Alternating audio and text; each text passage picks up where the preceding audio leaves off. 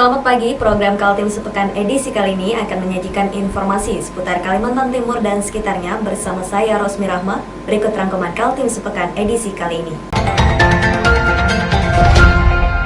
Pilkada di Kota Samarinda dipastikan tidak ada penundaan. Masyarakat keluhkan kinerja Pemprov Kaltim dalam penyaluran bantuan langsung tunai. Pemerintah Kota Balikpapan berikan subsidi iuran sekolah untuk mengurangi beban masyarakat di tengah pandemi.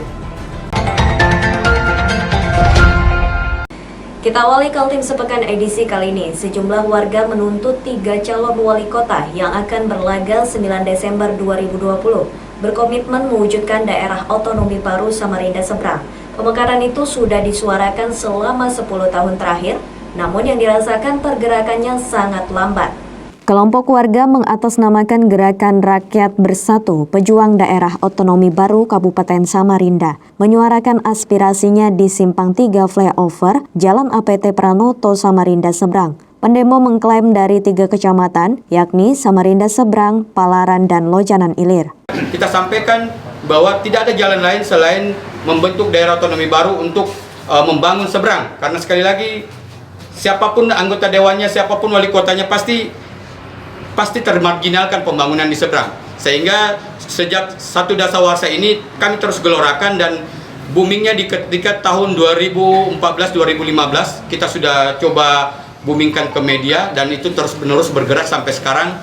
Dan alhamdulillah kita sudah banyak membangun komunikasi dengan teman-teman, baik itu di pemerintahan, di birokrasi, baik itu di tingkat 2, baik itu di Kota Samarinda, di provinsi, kemudian juga kita sudah bertemu dengan teman-teman di Dewan, baik itu di DPRD tingkat 1 maupun di DPRD tingkat 2 Kota Samarinda. Itu yang sudah. Para pendemo mengakui sengaja memilih momentum pilkada untuk menyuarakan aspirasi mereka. Tujuannya agar 3 pasangan calon yang telah menerima nomor urut dari KPU punya komitmen agar wacana pemekaran Kabupaten Samarinda terwujud pada saat siapapun memimpin jadi wali kota. Warga mengaku merasa kecewa dengan sikap pemerintah belakangan ini karena membiarkan masalah yang terjadi di daerah mereka. Dalam orasi, para pendemo mengatakan kasus longsor yang menutupi jalan di Palaran, pemerintah saling lempar tanggung jawab untuk memperbaikinya, padahal itu jalan penting bagi akses warga di sana. Ketika kami tanya oleh pejabat-pejabat yang berkepentingan, apa yang dia katakan? Kami tidak punya alat, kami tidak punya uang. Itu bukan jalan kami, itu jalan provinsi. Sehingga yang mengakibatkan penanganannya hanya setengah hati, penanganannya tidak serius, dan terkesan pembiaran. Sehingga kegiatan tersebut hanya untuk menunggu korban. Banyak persoalan-persoalan lagi yang terjadi di seberang Palaran dan Lojanan Ilir. Menurut sejarahnya, Samarinda Seberang adalah cikal bakal kota Samarinda, sehingga di sana banyak ditemukan bangunan-bangunan tua dan bersejarah. Pemekaran sudah didengungkan sejak lama, hanya saja pemerintah pusat masih melakukan moratorium atau tidak membuka keran kebijakan adanya pemekaran daerah otonomi baru. Tim Kaltim TV, Hardin, melaporkan.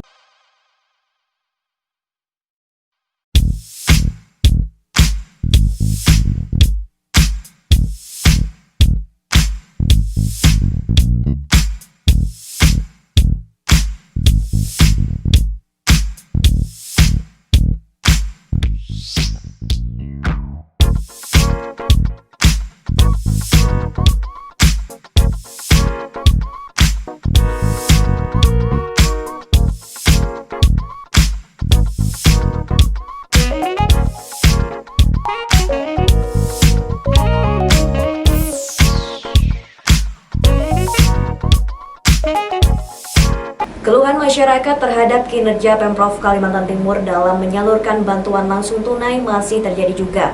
Bahkan organisasi Lembaga Anti Korupsi Indonesia Kaltim melakukan penelusuran apakah ada unsur pidana korupsi dan penyalahgunaan wewenang dalam masalah ini.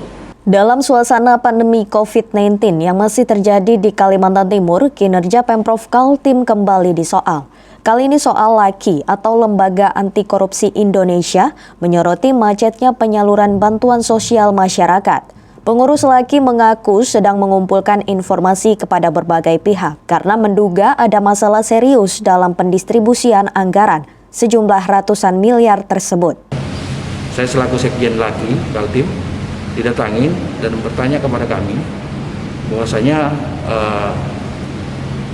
data yang sudah dikumpulkan melalui RT, ya kan, yang diketahui oleh lurah, ya kan, selama ini itu sampai sekarang BLT-nya atau Desa Samarinda dikenal dengan BSM, ya, bantuan langsung bantuan sosial masyarakat, itu sampai sekarang belum dicairkan.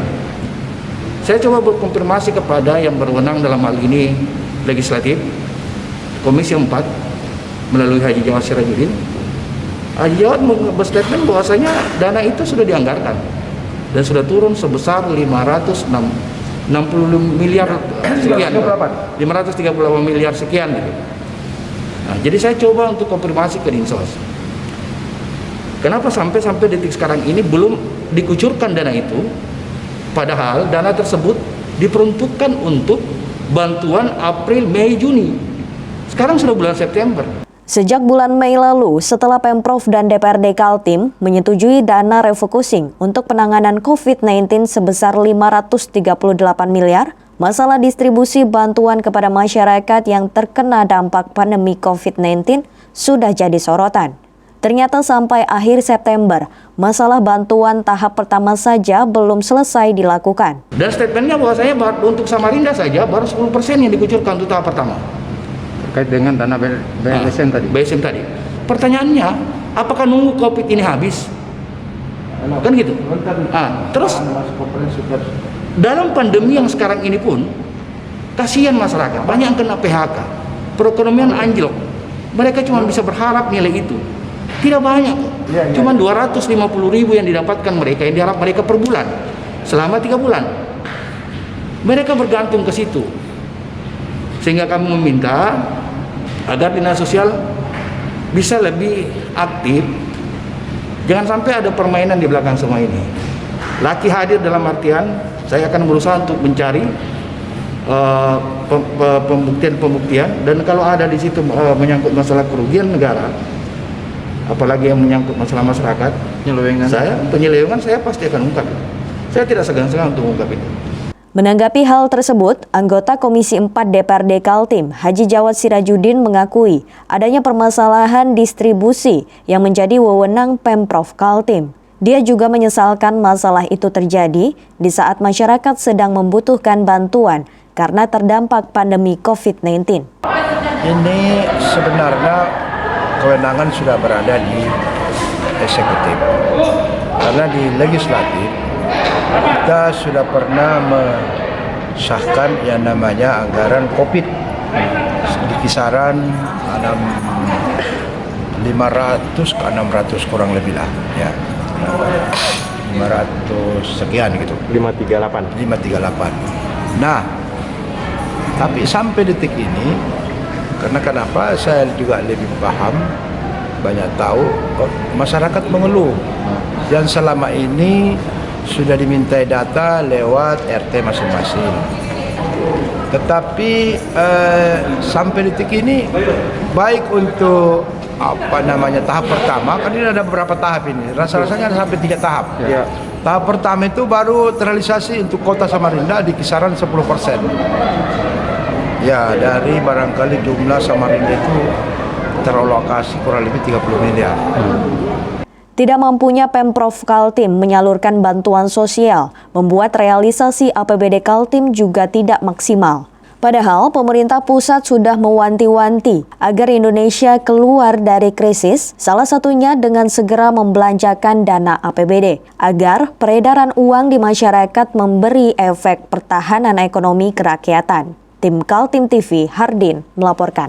Pemerintah Kota Samarinda memastikan tidak ada penundaan pelaksanaan pilkada. Meski banyak pihak berpendapat situasi pandemi semakin mengkhawatirkan dan pilkada berpotensi menjadi sumber klaster baru penyebaran virus.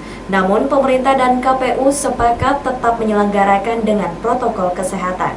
Polemik pilkada diundur atau tetap digelar pada 9 Desember 2020 mendapat jawaban dari pemerintah. Setelah Presiden Joko Widodo mengumumkan meneruskan tahapan semua pilkada, di Kota Samarinda juga Pemkot dan KPU sepakat tidak perlu ada yang ditunda.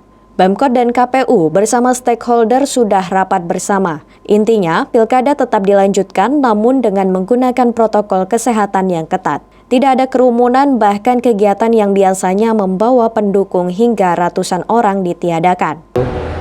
Samarinda, Kalimantan Timur merupakan zona yang cukup mengkhawatirkan lah, zona merah. Ini maka kita betul-betul harus mentaati protokol kesehatan. Karena sampai kemarin sekali lagi saya sampaikan Samarinda sudah mengukurkan sebanyak 117 orang, belum data hari ini.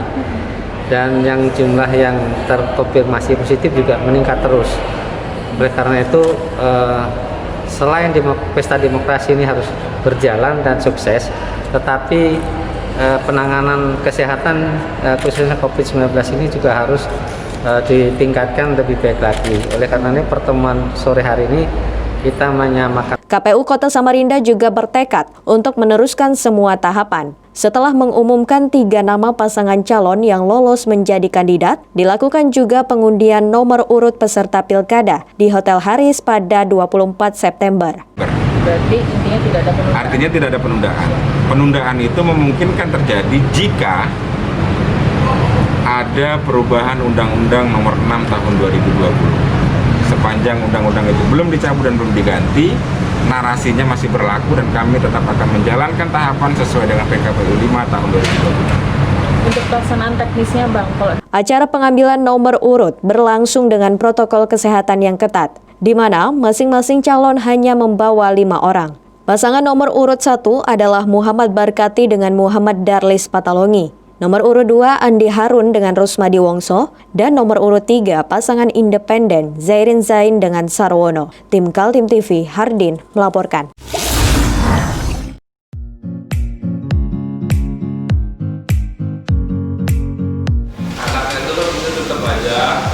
Cara mudah beriklan digital di Kaltim TV.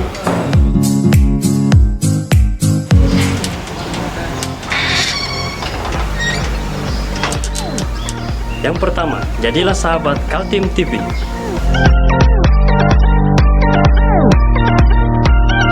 Dengan Rp1.000.000, para sahabat mendapat 20 kali tayang di slot berita kamu.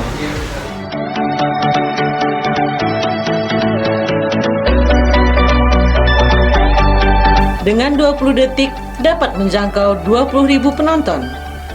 Anda beruntung karena mendapat kesempatan perdana dari kami. Ayo jadilah sahabat Kaltim TV. Ketua Tim Gugus Tugas COVID-19 Rizal Effendi beserta Dandim 0905 dan Kapolresta Balikpapan memberikan penghormatan terakhir pada Bupati Berau Muharam. Bupati Berau meninggal dunia akibat COVID-19. Tim Gugus Tugas COVID-19 Kota Balikpapan sekitar pukul 19.30 waktu Indonesia Tengah berkumpul di Rumah Sakit Pertamina Balikpapan untuk melepaskan almarhum Bupati Berau Muharam yang meninggal dunia pukul 16.45 dikarenakan COVID-19. Bupati Berau Muharam terkonfirmasi positif COVID-19 setelah melakukan tes swab di Rumah Sakit Kanujoso Jatiwibowo pada 9 September 2020 lalu sebagai persyaratan calon Pilbub Berau. Setelah terkonfirmasi positif, almarhum Bupati Berau menjalani perawatan di Rumah Sakit Pertamina Balikpapan. Pada tanggal 22 September 2020, kondisi almarhum Bupati Berau terus menurun dan sempat dirawat di ruang ICU dan akhirnya meninggal dunia. Wali Kota Balikpapan beserta Dandim 0905 dan Kapolresta Balikpapan melepas jenazah untuk dimakamkan di kilometer 15 Karangcoang, Balikpapan Utara. Tentu pertama atas nama pemerintah Kota Balikpapan dan warga Balikpapan kita mengucapkan duka cita yang mendalam atas meninggalnya Bapak Bupati Berau, Bapak Haji Muharam MM, pukul 16.45 waktu Indonesia bagian tengah. Beliau berada di Balikpapan tanggal 9 September dalam rangka pemeriksaan kesehatan Pilkada 2020. Tanggal 10 beliau dirujuk ke Rumah Sakit Pertamina Balikpapan setelah terkonfirmasi positif. Tanggal 13 beliau kondisinya agak berat, dipindahkan ke ICU di Rumah Sakit Pertamina, dan tadi sore sekitar pukul 16 keadaannya memburuk begitu, dan pukul 16.45 beliau dinyatakan meninggal dunia. Hasil komunikasi dengan keluarga gimana, Pak? Ya, saya melaporkan tadi kepada Pak Gubernur, kepada Sekda Provinsi, dan awalnya keluarga ingin dimakamkan beliau di Tanjung Redap, Berau, tapi atas pertimbangan protokol kesehatan dan waktu perjalanan, keluarga mengizinkan dan mengiyakan dimakamkan di Balikpapan di kilometer 15. Keluarga sudah mengikhlaskan almarhum untuk dimakamkan di Balikpapan. Sementara istri almarhum yang sempat terpapar COVID-19 kini dalam keadaan baik. Di Balikpapan. Terus setelah 3 bulan atau 6 bulan baru nanti dipindahkan ke Berau. Kan ibu juga sempat terpapar COVID, gimana kondisi ibu? Ibu alhamdulillah sehat. Alhamdulillah sehat. Tapi udah dikabarin sejak awal. Sudah Pak? Sudah dikabarin ibu. Sudah dikabarin memang kena COVID semua. Iya. Karena kan ibu juga kan mendampingi beliau. Iya. Jadi ibu yang ngingetin makan, ibu yang ngingetin makan obat segala macam. Kondisinya ibu stabil kan? Kalau sekarang alhamdulillah stabil. Iring-iringan mobil jenazah terlihat keluar rumah sakit untuk menuju lokasi pemakaman di kilometer 15 Karangjoang, Balikpapan Utara. Dari Balikpapan, Muhammad Idris, tim Kaltim TV. Kita beralih ke informasi selanjutnya. Hasil dari pengundian nomor urut calon di Kota Samarinda sudah ditetapkan. Setelah mendapat nomor urut, inilah komentar mereka untuk tampil menjadi pemenang. Beginilah penampilan 3 pasangan calon peserta pilkada di Kota Samarinda. Mengenakan baju kopel, masing-masing pasangan datang ke tempat acara pemungutan suara di sebuah hotel di Samarinda. Acara berlangsung dengan protokol ketat. Tiap paslon hanya dibolehkan hadir 5 orang, namun KPU Kota Samarinda menyiarkan secara langsung seluruh prosesi acara melalui media sosial Facebook. Usai mendapat nomor urut, yaitu nomor urut 1 untuk pasangan Barkati Darlis, nomor urut 2 pasangan Andi Harun Rusmadi Wongso, dan nomor urut 3 pasangan Zairin Zain dengan Sarwono. Ketiganya pun berkesempatan bertemu wartawan. Berikut ini cuplikan para calon kandidat setelah menerima nomor urut. Situasi ini bisa kita segera keluar dan ekonomi kerakyatan kita akan kembali bangkit. Tetapi Barkati Darlis sudah menyiapkan program khusus untuk mengawal pelaku ekonomi menengah, kecil, dan mikro yang disebut dengan UMKM. Jadi Barkati Darlis akan fokus mengawal pelaku ekonomi menengah ke bawah. Apa programnya? Itu tadi Pak Wali sudah menyampaikan melalui program yang disebut dengan meminjam, menabung, dan beribadah. Bagaimana? Kita akan menciptakan pembangunan lingkungan di Kota Samarinda dengan berpondasi pada asas pemerataan dan keadilan. Oleh sebab itu, kami berdua mencanangkan satu program yang mendorong pembangunan yang berkeadilan dan merata itu melalui penyediaan alokasi anggaran 100 hingga 300 juta rupiah per RT per tahun sebagai bentuk pembangunan sarana dan prasarana fisik berskala kecil dan untuk pemberdayaan masyarakat. Dan mudah-mudahan kita lihat nanti ya, targetnya sudah ada, tetapi tentu saja untuk menuju ke sana perlu kerja keras, perlu kebersamaan, dan perlu sentuhan. Apalagi polanya sekarang kalau kita menetapkan target di kondisi yang normal mungkin bisa-bisa saja ada survei ya, karena bicara tentang survei ini juga unik ya. Kita lihat kemarin waktu pilgub gitu kan, pemenangnya itu dalam setiap survei nggak pernah menang, tapi kemudian ketika selesai pilgub yang menang yang runner up gitu kan. Jadi analogi survei juga tidak selalu ya. Perang gagasan sudah dimulai, namun yang menentukan siapa pemenang pilkada adalah suara pemilih pada pencoblosan 9 Desember 2020. Tim Kaltim TV, Hardin melaporkan.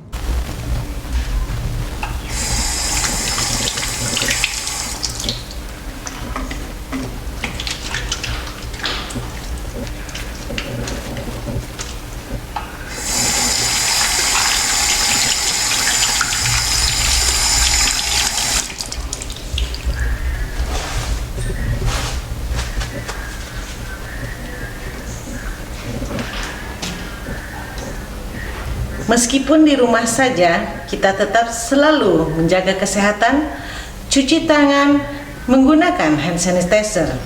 Ingat, mulailah dari diri sendiri. Pemerintah Kota Balikpapan memberikan subsidi iuran sekolah swasta dari SD hingga SMP. Hal ini dilakukan untuk mengurangi beban masyarakat di masa pandemi COVID-19. Sejumlah perwakilan sekolah swasta SD dan SMP di Kota Balikpapan menerima bantuan iuran sekolah dari pemerintah Kota Balikpapan. Subsidi iuran sekolah yang akan digunakan dari anggaran perubahan tahun 2020 sebesar 15 miliar rupiah. Tiap sekolah akan menerima sesuai dengan jumlah pelajar yang berada di sekolah tersebut. Wali Kota Balikpapan didampingi Kepala Dinas Pendidikan dan Kebudayaan Kota Balikpapan memberikan secara simbolis kepada sekolah dasar swasta dan SMP swasta di halaman Pemkot Kota Balikpapan pada Senin sore. Dalam pemberian subsidi iuran sekolah selama 6 bulan sejak Juli hingga akhir tahun. Untuk sekolah dasar sebanyak 53, ditambah 23 sekolah MI swasta, dengan jumlah murid sebanyak 29.260. Sementara, sekolah SMP 52 sekolah ditambah MTS swasta 12 sekolah, dengan jumlah murid 12.784. Untuk sekolah dasar dan sederajat akan mendapatkan subsidi Rp60.000, sementara SMP dan sederajat Rp100.000 setiap bulannya. Atau kita sahkan, itu ada anggaran 15 miliar rupiah. Tadinya akan kita berikan kepada siswa untuk pembelian kuota. Akan tapi karena program kuota sudah didukung oleh Kementerian Pendidikan, maka kita alihkan menjadi program untuk subsidi SPP, ya. Total anggarannya adalah 15 miliar dari APBD perubahan Kota Balikpapan. Kemudian diperuntukkan bagi siswa SD untuk sekolah SD itu ada 53 SD swasta ditambah 23 MI swasta, Madrasah Ibtidaiyah. Kemudian SMP ada 52 SMP swasta ditambah 12 MTS swasta. Total siswanya itu untuk SD ada 19.260. Ini untuk SD 19.260 itu mulai kelas 1 sampai dengan kelas 6. Sedangkan SMP-nya 12.874 itu mulai kelas 7, kelas 8, kelas 9. Pak, itu berapa lama subsidi akan digelontorkan? Berapa lama, Pak? 6 bulan. Dengan adanya subsidi iuran sekolah dari APBD Perubahan Balikpapan tahun 2020 dapat meringankan beban masyarakat di masa pandemi COVID-19. Dari Balikpapan, Muhammad Idris, tim Kaltim TV. Di balik persoalan hukum yang menimpa Direksi Badan Usaha Milik Daerah PT Agro Kaltim Utama, DPRD dan pemerintah Provinsi Kalimantan Timur sepakat perusda di bidang perkebunan itu masih dibutuhkan sebagai perpanjangan tangan Pemprov Kaltim dalam menggalang pendapatan asli daerah. Kabar buruk dari PT AKU atau Agro Kaltim Utama adalah ditangkapnya dan ditahannya Direktur Perusda oleh pihak berwajib. Namun, bagi pemerintah di Kaltim, DPRD dan Pemprov keberadaan perusahaan bidang perkebunan itu tetap diperlukan.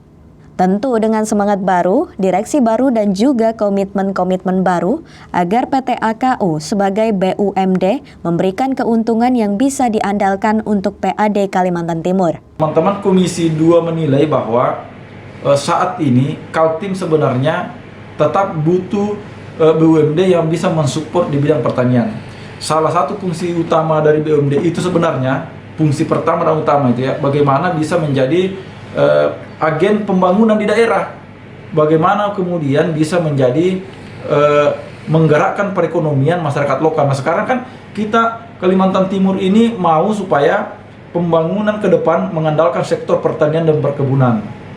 Kita sadari bahwa kalau sektor pertanian perkebunan ini tentu kontribusi ke APBD dalam bentuk pendapatan daerah sangat minim karena hanya mengandalkan retribusi.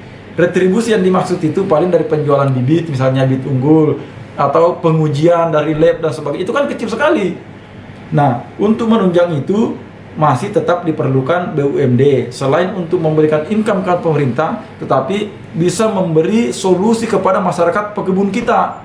entah itu mengelola pupuk supaya pupuk ini bisa dikelola oleh BUMD misalnya kan, menyediakan bibit ataupun mengelola lahan secara langsung. Aset PT AKU masih ditelusuri aparat penegak hukum setelah dilakukan penyelidikan oleh Biro Ekonomi Setda-Prov Kaltim dan juga penegak hukum. Diketahui perusahaan yang dibiayai APBD itu memiliki 3.000 hektar perkebunan kelapa sawit di Muara Jawa dan juga kantor. Yang kita mau sekarang, persoalan hukum ini berproses di sana. Sekarang akunya ini mau diapakan PT-nya, karena yang bermasalah bukan PT akunya tetapi orang pribadi yang ada di PT aku. Sekarang kita butuh keseriusan, komitmen dari pemerintah, masih mau nggak membenahi PT aku ini secara baik gitu kan. Itulah akhirnya tadi kita panggil. Kenapa kita panggil Dinas Perkebunan? Supaya bisa dipaparkan bahwa potensi BUMD kita yang bergerak di bidang pertanian itu perkebunan itu adalah ABCD. Sekarang PT aku memiliki 3.000 hektar lahan di Muara Jawa misalnya kan. Itu kan proses hukum ada, tapi tetap ini kan bisa dikelola ini lahan ini. Masih mempunyai aset berupa kantor. Dan kejaksaan lagi menelusuri aset-aset yang lain. Kalau itu bisa dikembalikan, berarti PT aku masih punya aset dan masih bisa bergerak. Sebelumnya, Ketua Komisi 2 DPRD Kaltim, Feridiana Hurakwang mengakui Pemprov Kaltim membuka penjaringan direksi Perusda PT Agro Kaltim Utama yang baru. Tim Kaltim TV, Hardin dan Heriman melaporkan. Tersangka kasus persetubuhan anak di bawah umur dengan korban prostitusi online akhirnya ditangkap. Pelaku meluangkan nafsunya dengan mengiming-imingi akan menikahi korban.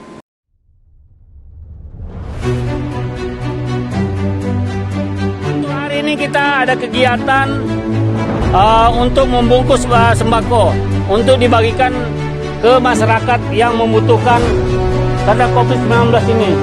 Semoga kita sukses semua. Amin. Harus kerjasama yang bagus.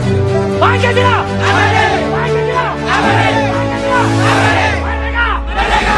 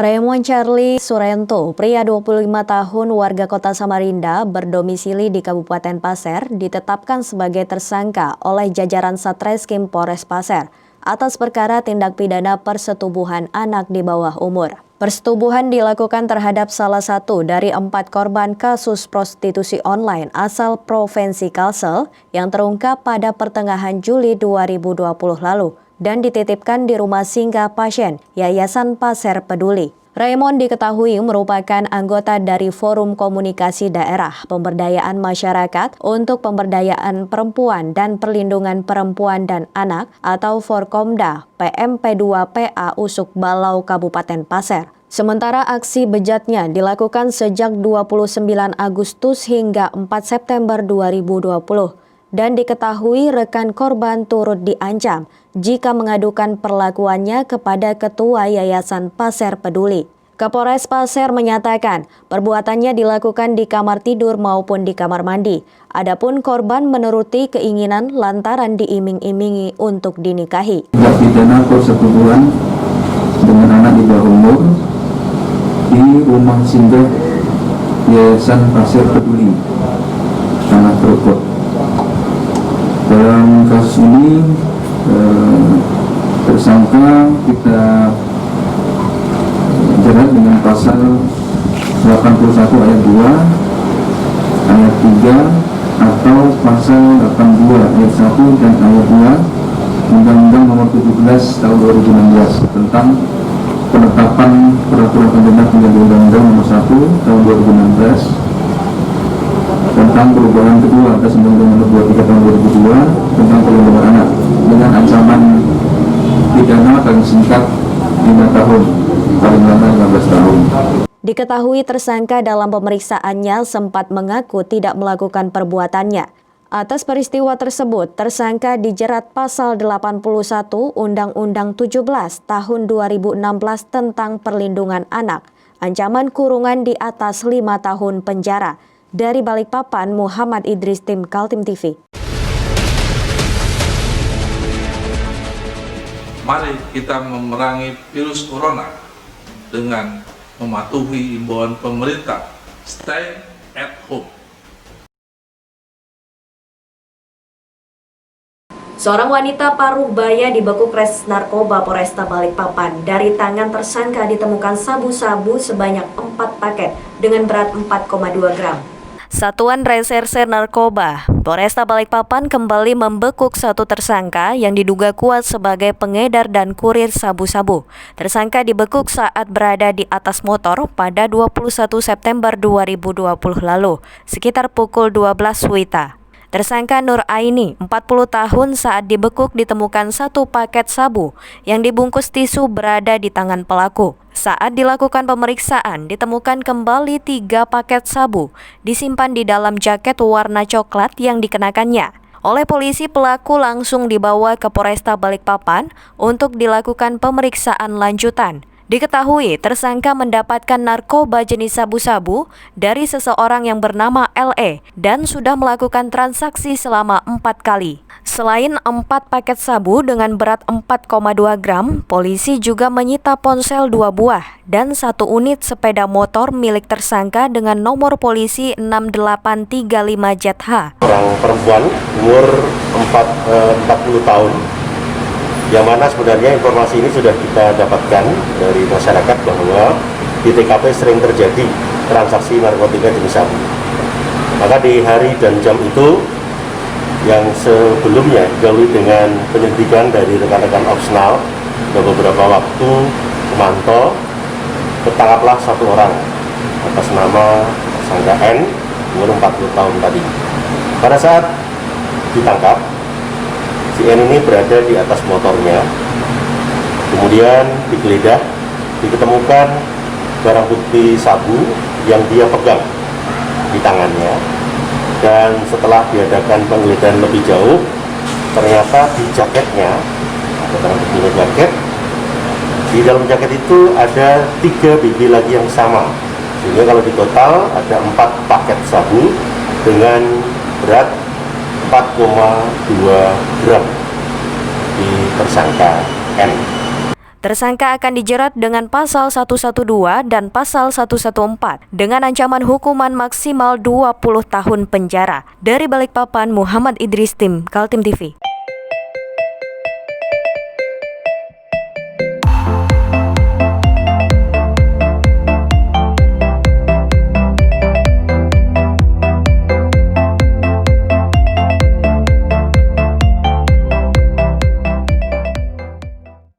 Demikian Kaltim Sepekan edisi kali ini. Informasi lainnya dapat Anda simak melalui situs website kami www.kaltim.tv, channel YouTube dan fanpage Facebook Kaltim TV. Jangan lupa untuk selalu mematuhi protokol kesehatan. Saya Rosmi Rahma pamit undur diri dan sampai jumpa.